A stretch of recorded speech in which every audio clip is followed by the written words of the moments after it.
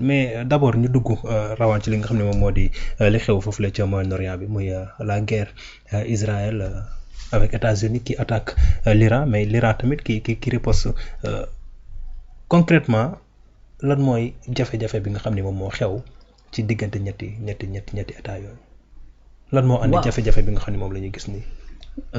nii mën nañu wax ne c'est la géopolitique bi nga xamante ne moom la premier ministre moom la Ousmane Sonko rappelé sànq. Y a d'autres nag yoo xamante ne ñoom ñoo faciliter le problème. C'est-à-dire aujourd'hui fi àddina toll la Chine c'est-à-dire bu njëkk. bu ñu jógee ci seconde guerre mondiale parce que après la seconde guerre mondiale jàppal ni moom moo dessiné daanaka lépp li nga xamante ne moom mooy xew ci àddina bi actuellement parce que après bi nga xamante ni seconde guerre mondiale bi am na ba mu jeex ba ñu def effectivement la conférence de Yalta ba ñu def effectivement tribunal de Nuremberg et tout ça et cetera dafa am ñaari bloc yu dessiné wu. muy l'Union soviétique ak li nga xamante ne moom mooy le bloc capitaliste. loolu bi mu amee ñoom ñaar ñu nekk def course aux armements.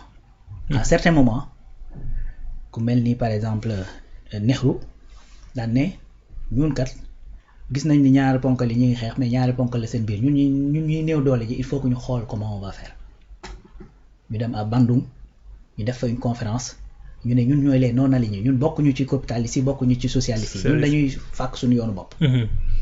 donc loolu moo dessiné actuellement nii ce qui se passe dans ce monde deux blocs yooyu moom la ñu dem ba 89 chute mur de Berlin.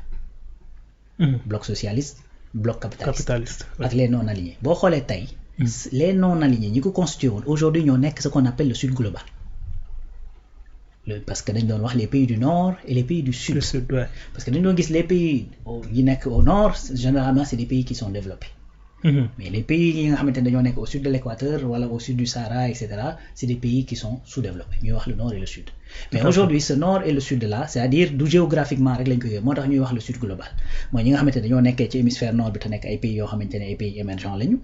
wala yu développé récemment ak pays yu nekk au sud nga xamante ni aussi ba léegi développé guñ moo tax ñuy wax le sud global tey bu ñuy wax ay Chine ak yooyu di wax Brésil di wax les BRICS du ñëpp a nekk au sud. de l'équateur. tout à fait tu vois.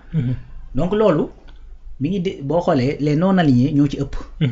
mooy Inde tey xam nga mooy Brésil mooy Afrique du Sud xam nga. donc kon loolu moom moo dessiné situation bi nga xamante ne moom moo am aujourd'hui. donc ces deux blocs. d'ailleurs c'est tellement vrai que Japon bokk na ci li ko développé pour xeex contre la Chine parce que boobu deux blocs yi aussi. Chine dugg na dans l'escarcelle communiste États-Unis daal def le plan Marshall. dem au Japon xëpp fa àll ju dul jeex pour mu mën a contrecarrer li nga xamante ne moom mooy bien que ñoom ñoo détruire le Japon. kon pratique yooyu da ngay wéy di ko gis ba tey ñoom ñoo dem détruire Irak ñoo wëlbatiku ne dañuy jàppale Irak pour mu reconstruire fu mu toll nii Israël ma ngay détruire Gaza. États-Unis mi ngi naan après da koy reconstruire. donc c'est une façon de faire. maintenant bloc yooyu en fait évoluer ba aujourd'hui mu jël beneen monde boo xamante ni c'est multipolaire parce que bi URSS éclaté effectivement bloc communiste bi amatul doole mais les gens dañuy def ce qu'on appelle le réalisme politique le réalisme économique nga gis même fële ca Allemagne. dañoo mujjee dem ba def syncrétisme jël socialisme jël communisme beeg libéralisme bi lépp boole. nga gis en Chine ñu denc si àpp di la wax peu importe la couleur du chat l'essentiel c'est qu'il sache attraper les souris. tu vois. donc ñu def syncrétisme boobu. léegi loolu nag dafa créer un monde multipolaire nga am États-Unis nga am Russie nga am la Chine nga am l'Afrique ainsi de suite. léegi loolu li mu créer mooy ay émergence d'autres économies yoo xamante ne dañoo am doole.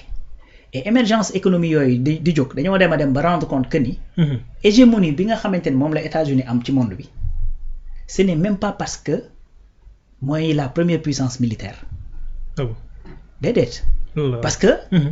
États-Unis malgré que li mu am ci armée yëpp ak li muy investir ci budget ci armam c'est-à-dire les Américains ils sont à plus de 900 milliards de dollars d'investissement ci seen armée. c'est-à-dire li ñu investir ci seen armée. boo boole woon tous les pays de l'Afrique de l'Ouest moo ëpp. seen budget. absolument.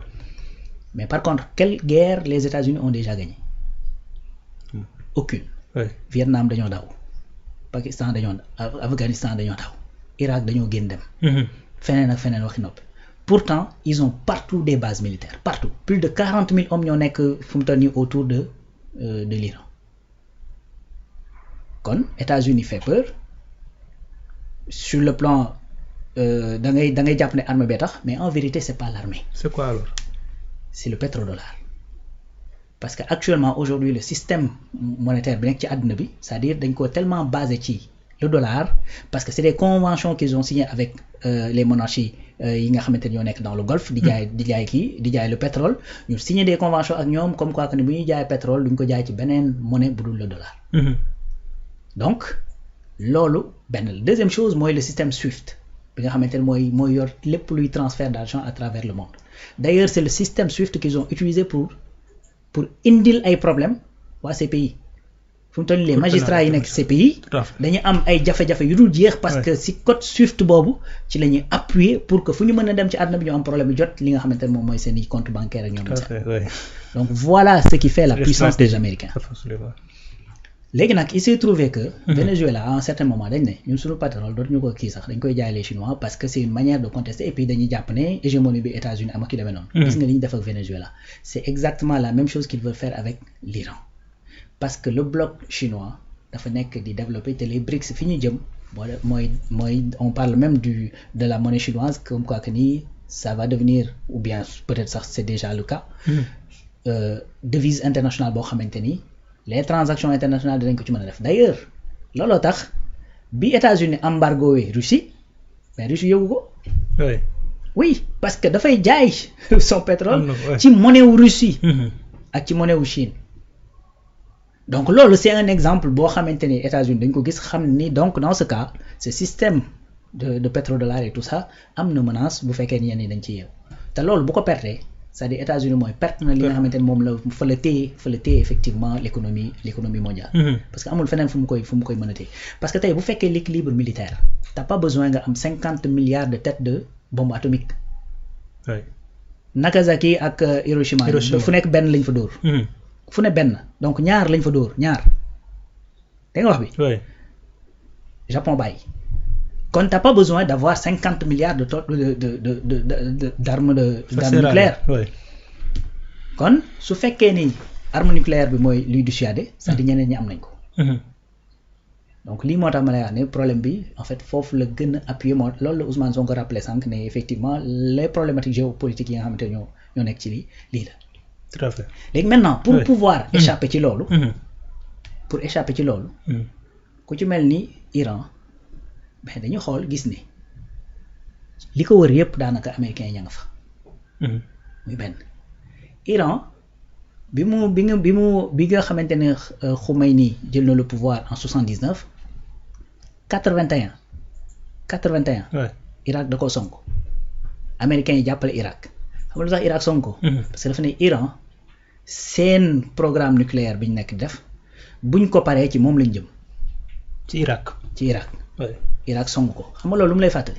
li Israël def nii frappe préventive parce que nee na su paree ci man la jëm. lu dëgg donc su fekkee ni Irak def na ko lu mel noonu plus de 500 000 morts ci xeex boobu. ñu ne nii Israël def ko te Israël defoon ko le monde arabe ñu ne bëgg a ñett mu song leen en 48 avec ci Nakba bi ah ben iraniens yi dañ naan kon ñun daal ñun ñooy neex yi. kon ku jóg rek daal ñuy song léegi li tax nag ku jóg song ñu c'est parce que effectivement dañoo amul loo xamante ne day mën a dissuader pourquoi Corée di menacer àddina bi yëpp te kenn song ko Corée du Nord. kenn du ko laal. te pokkus la nii la toll. pourquoi chaque fois muy menacer di napp américains yi di menacer kenn song ko. Pakistan ak Inde souvent dañuy am ay jafe-jafe bu coow li ne bëgg ñett ñëppay jóg taxaw. danañ waxtaan ak ñoom balaa muy dégénérer xam nga lu tax. xam nga lu tax. parce que ñoom ñaar ñëpp ay puissance nucléaire lañ c'est-à-dire aujourd'hui tu te rends compte que dans ce monde la seule chose qui peut dissuader les gens ñu bañ la song c'est d'être une puissance nucléaire tout à fait. Russie daa dal ci kaw Ukraine ñoo am dëgg ñoo bañ a am dëgg ça mën nañ ci débattre. pourquoi gars yi defuñu bloc dem dal ci kaw Russie. dafa am puissance nucléaire.